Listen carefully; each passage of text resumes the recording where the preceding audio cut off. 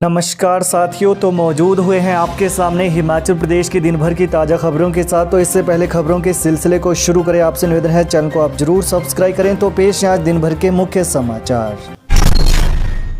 देवताओं के भव्य मिलन और शोभा यात्रा के साथ जोगिंद्रनगर लघु शिवरात्रि मेला शुरू। देव हुरंग नारायण और चौहार घाटी के आराध्य देवी देवताओं की पूजा अर्चना के बाद देवताओं के भव्य मिलन और भव्य शोभा यात्रा के साथ मंडी जिले के जोगिंद्रनगर का 5 दिवसीय राज्य स्तरीय लघु शिवरात्रि देवता मेला शुरू हो गया। इस मेले में 100 से अधिक देवी देवताओं की अगुवाई में देवता मेला का शुभारंभ उपायुक्त मंडी अरिंदम चौधरी की मौजूदगी में हुआ। वहीं रामलीला मैदान से शाम करीब 5 बजे पहली शोभा यात्रा निकाली गई। भव्य शोभा यात्रा में महिलाओं व पुरुषों ने अपनी उपस्थिति दर्ज करवाई। राष्ट्र स्तरीय पैरा स्पोर्ट्स प्रतियोगिता में चंबा के खिलाड़ियों ने जीता सोना। जालंधर में आयोजित राष्ट्रीय स्तरीय पैरा स्पोर्ट्स प्रतियोगिता में चंबा के 2 खिलाड़ियों ने सोना जीतकर जिले का नाम देश भर में रोशन किया है। लवली प्रोफेशनल यूनिवर्सिटी जालंधर के सौजन्य से दिव्यांगजनों के लिए प्रतियोगिता 30 और 31 मार्च को करवाई गई।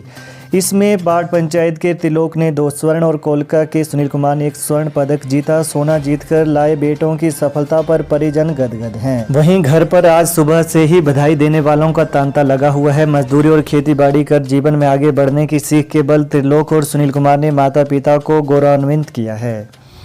इसके अतिरिक्त प्रतियोगिता में 15 प्रदेशों के 480 के करीब खिलाड़ियों ने भाग लिया। इसमें विकासखंड महिला की पंचायत बाट के गांव गुदरा निवासी त्रिलोक उर्फ तनु ने डिस्कस थ्रो और क्लब थ्रो में 2 स्वर्ण पदक अपने नाम किए। वहीं बकौल त्रिलोक ने बताया कि उनके पिता राजेश कुमार खेतीबाड़ी करते हैं, जबकि माता सुमित्रा देवी गृहिणी हैं। परिवार में पत्नी 2 बच्चे हैं। राजभवन परिसर में पारिजात के पौधे रोपकर राज्यपाल ने मनाया जन्म दिवस। राज्यपाल श्री प्रताप शुक्ल ने आज राजभवन परिसर में पारिजात व अन्य प्रजाति के पौधे रोपकर अपना जन्म दिवस मनाया है। इस दौरान राजभवन में यज्ञ भी किया गया। राज्यपाल ने कहा कि उन्हें प्रदेश की जनता से सदैव स्नेह व सहयोग मिलता रहे और वो प्रदेश के विकास के लिए कार्य करते रहे, वो ऐसी कामना करते हैं। उधर मुख्यमंत्री सुखविंदर सिंह सुक्खू ने आज सुबह राजभवन पहुंचकर राज्यपाल श्री प्रताप शुक्ल को उनके जन्म दिवस की बधाई दी। डीआईजी बोले 30 पोस्टकोड का पेपर हुआ लीक, जांच जारी, अभी और एफआईआर दर्ज होंगी। भंग हो चुके हिमाचल प्रदेश कर्मचारी चयन आयोग से करीब 30 विभिन्न पोस्टकोड के पेपर लीक हुए हैं। इनमें कलाध्यापक, traffic inspector, computer operator, junior auditor और जेओए आईटी समेत 6 पोस्टकोड में 5 अलग अलग एफआईआर दर्ज कर एसआईटी 15 आरोपियों को गिरफ्तार कर चुकी है।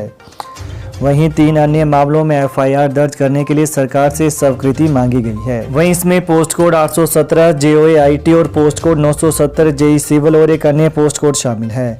19 अन्य विभिन्न पोस्ट कोड में गड़बड़ी के मामलों की भी जांच चल रही है। आने वाले समय में और गिरफ्तारियां की जाएंगी।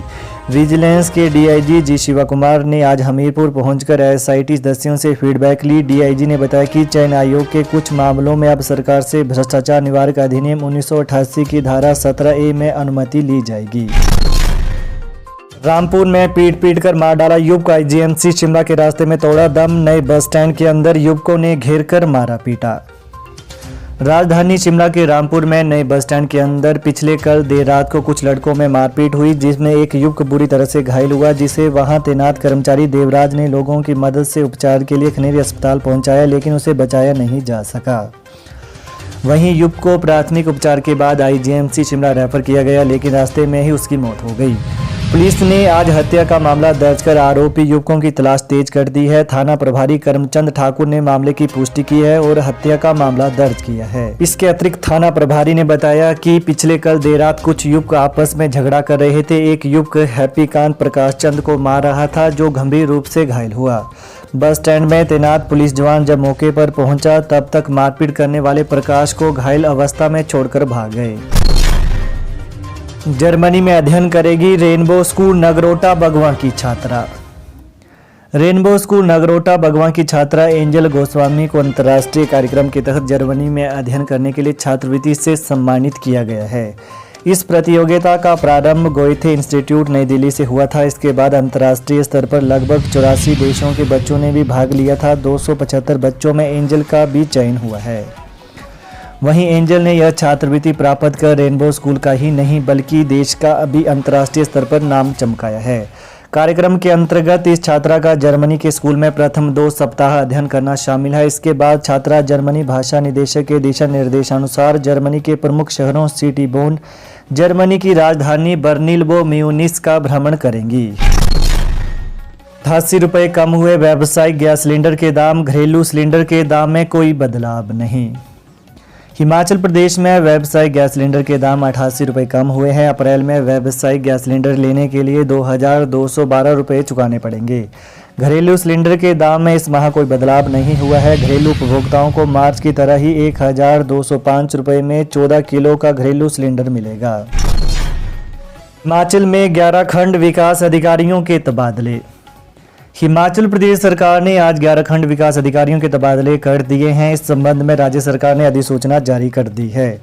राज्य के ग्रामीण विकास एवं पंचायती राज विभाग के सचिव प्रियंतु मंडल की आज जारी अधिसूचना के अनुसार खंड विकास अधिकारी श्याम सिंह को नगरोटा सूरियां, विनय चौहान को द्रंग जिला मंडी में तैनाती दी गई है। इसी तरह राकेश कुमार पटियाल को हिमांशी के स्थान पर बैजनाथ लगाया गया है।